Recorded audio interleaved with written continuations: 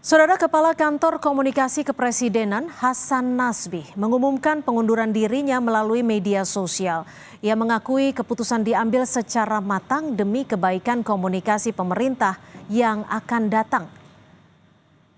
Hasan Nasbi menyebut telah menyerahkan surat pengunduran dirinya kepada Presiden Prabowo Subianto melalui Mensesnek Prasetyo Hadi dan Seskap Teddy Indra Wijaya sejak Senin 21 April lalu.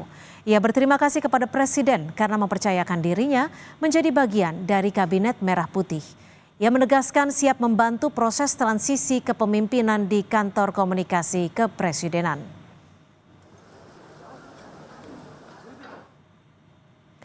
Melalui pesan singkat kepada Kompas TV, Hasan Nasbi menyampaikan bahwa ini jalan terbaik yang dipikirkan dalam suasana yang amat tenang dan demi kebaikan komunikasi pemerintah di masa yang akan datang.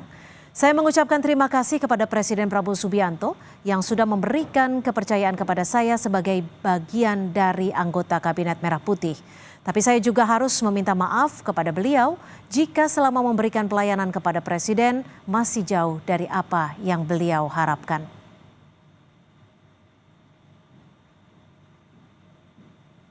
Kantor Komunikasi Kepresidenan atau PCO memastikan tetap bertugas seperti biasa usai mundurnya Hasan Nasbi sebagai Kepala Komunikasi Kepresidenan. PCO pun menghormati keputusan Hasan Nasbi untuk mundur serta mengapresiasi kontribusi Hasan Nasbi sebagai Kepala PCO sejak Agustus 2024.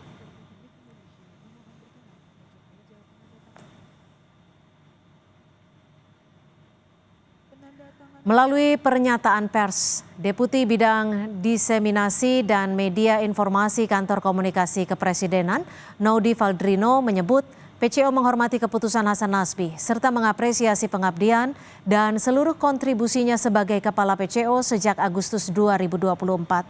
PCO juga tegaskan akan tetap fokus mengkomunikasikan kebijakan strategis dan program prioritas pemerintah.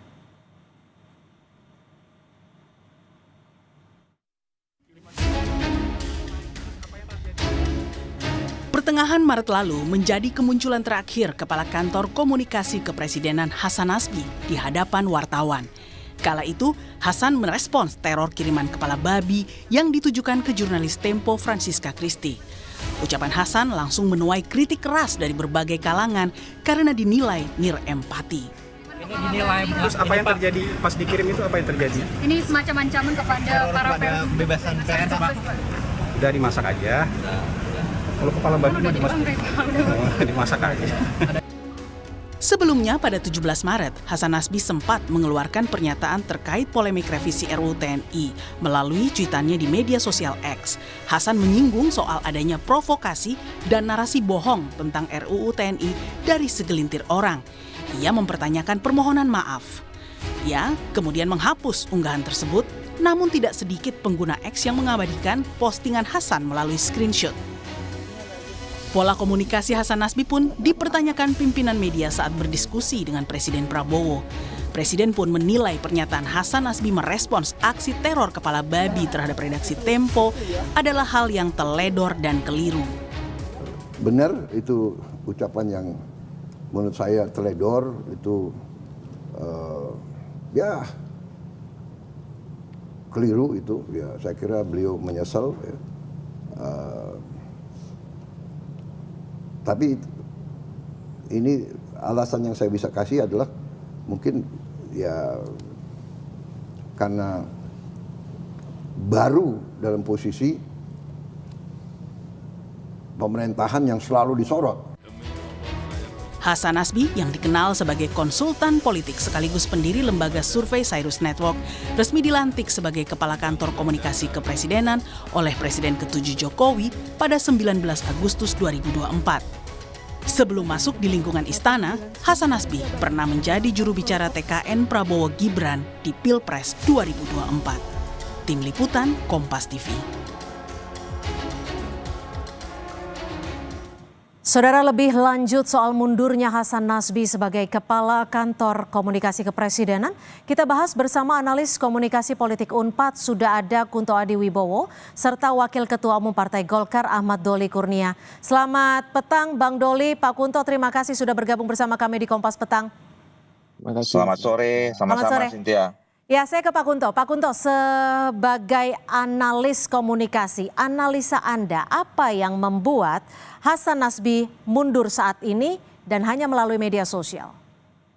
Iya, yang pertama adalah tentu saja blundernya yang diakui oleh Pak Prabowo juga soal kepala babi itu. Lalu yang kedua, yang saya juga mencatat beberapa hal ya, Pak Hasan Nasbi selama jadi kepala PCO itu paling tidak hanya 8 kali lah mengeluarkan statement yang terkait dengan kebijakan pemerintah gitu, dan salah satunya bahkan dibantah oleh Mensesnek, yaitu soal efisiensi, tentang nggak ada kok instansi yang salah ngerti soal efisiensi gitu, kata Mensesnek waktu itu. Lalu yang ketiga, kita bisa lihat bagaimana Hasan Nasbi ini udah mundur dari 21 April sebenarnya. Ketika 19 April Pak Prabowo menunjuk jubir internalnya, yaitu Mensesnek salah satunya. Dan 21 di video yang diunggah oleh Hasan Nasbi hari ini kan itu tertanggal tanggal 21 dan dia hari terakhir dia datang ke PCO kan, ke kantor komunikasi presidenan.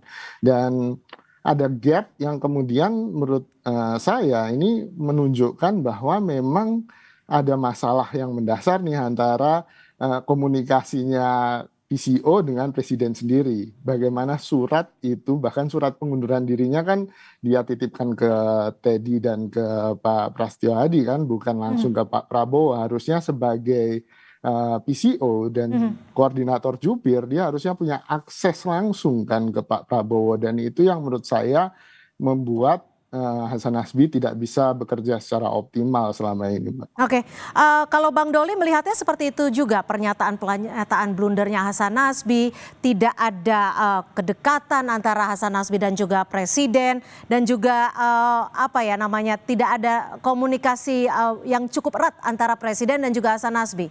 Kalau Anda melihatnya seperti apa, Bang Doli? Ya, pertama fakta bahwa saudara Hasan Nasbi sudah mundur, ya.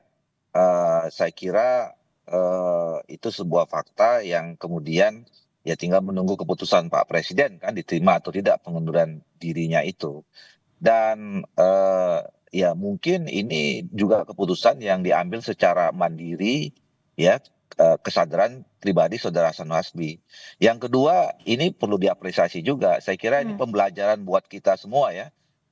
Jarang loh ada pejabat di Republik ini yang merasa mungkin ada masalah gitu, kemudian mengundurkan diri. Ya, ini pembelajaran juga buat kita. Jadi saya satu sisi memberikan apresiasi saudara Hasan Nasbi yang berani mengundurkan diri gitu. Terlepas misalnya kita memperdebatkan dia salahnya di mana gitu, atau dia merasa salah sendiri, atau kemudian pernah kena tegur dengan presiden dan seterusnya.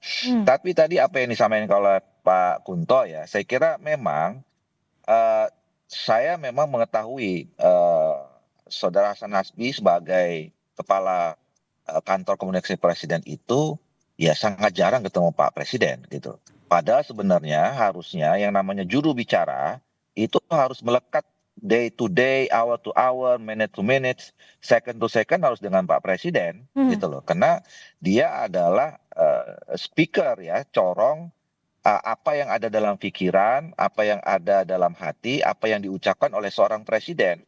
Jadi tidak mungkin dia bisa menyampaikan sesuatu dengan tepat mewakili presiden kalau dia tidak bisa tahu persis apa yang ada dalam pikiran, feel-nya itu bagaimana gitu. Karena yang namanya juru presiden itu kerjanya cuma menyampaikan, tidak boleh menganalisis. Ya, tidak boleh menganalisis apa yang diucapkan, apalagi yang dipikirkan, apalagi buat asumsi. Nah, itu hanya bisa dilakukan kalau seorang juru bicara itu memang melekat dengan presiden. Makanya waktu kemarin Pak Presiden mengatakan bahwa Pak Prasetyo Adi sebagai Mensesnek juga boleh dipersilakan sebagai juru bicara. Ya mungkin memang setiap hari yang dekat yang ketemu dengan Pak Prabowo itu Pak Prasetyo Lebih dengan Adi. Mensesnek ya. Nah, saya waktu itu membayangkan Pak Prasetyo Adi itu bisa menjadi jembatan ya, komunikasi dengan teman-teman PCO, dengan Pak Hasan Nasbi dan kawan-kawan, supaya memang apa yang disampaikan oleh Pak Hasan Nasbi dan kawan-kawan itu memang betul-betul dari sumber pertama yang orang Ya. yang terdekat dengan Pak Prabowo. Kalau memang selama ini mungkin ada kendala teknis untuk Ya. ketemu langsung ya, gitu. Oke. Pak Kunto, kalau memang disebut ini disaksikan sendiri oleh Bang Doli bahwa jarang ketemu dengan Presiden Pak Hasan Nasbi ini, apakah ini ada pola komunikasi yang dari awal sudah tidak sesuai kehendak dari Pak Prabowo? Karena kita tahu Hasan Nasbi ini kan dilantik oleh Pak Jokowi sejak 2024 lalu. Iya Mbak, saya pikir kan Pak Prabowo juga ingin memerintah dengan profesional dan Pak Hasan Nasbi pun juga ingin menjalankan tugasnya dengan optimal, sehingga ketika terjadi gap seperti tadi yang disaksikan langsung oleh Bang Doli, ya menurut saya ada pertama ya problem, bisa jadi itu problem politik, tapi ini kan spekulasi belaka ya Mbak ya, soal Pak Jokowi, soal Pak Prabowo, tapi kan itu sudah dibantah oleh Pak Jokowi, sudah dibantah oleh Pak Prabowo gitu kan. Dan kalau secara posisi kan, ya posisinya Pak Hasan Nasbi kan kalau boleh dibilang ya memang benar ada itu, ini hanya sebagai korban dari percaturan atau persaingan elit gitu kan. Dan posisinya memang tidak strategis, misalnya Ketum Golkar Pak Bahlil gitu kan. Sehingga saya tidak melihat indikasi ke sana yang sangat serius gitu.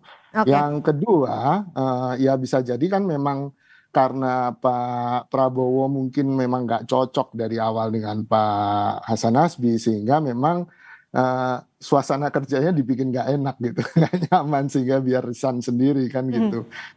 Dan ini yang mungkin kejadian dengan Pak Hasan Nasbi ini. Tapi paling tidak menurut saya ini juga momentum untuk memperbaiki komunikasi publik di kepresidenan gitu. Kalau dengan Mensesnek ini, apakah nanti bisa dilanjutkan karena sudah sudah terbangun komunikasinya antara Pak Mensesnek dan juga Pak Presiden?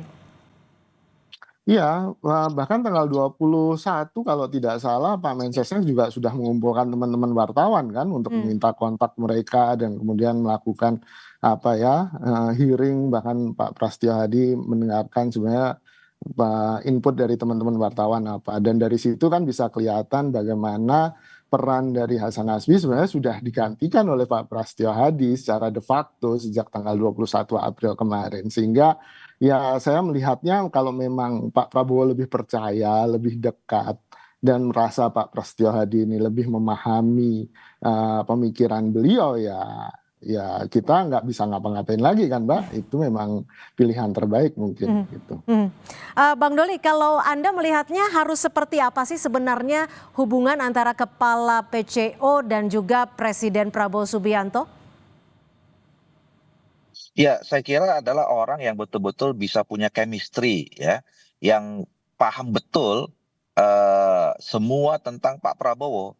Dan Pak Prabowo memang merasa bahwa orang itu juga punya chemistry dan bisa mewakili tadi pikiran, pandangan, sampai perasaannya beliau gitu loh. Nah, oleh karena itu memang sebaiknya seorang juru bicara itu betul-betul memang orang yang langsung dari presiden itu sendiri gitu loh ya, supaya memang ketemu gitu. Seirama ya? Kan gini, kalau seirama. Jadi kan begini, kalau misalnya ya kita minta seorang juru bicara setiap hari melekat dengan presiden.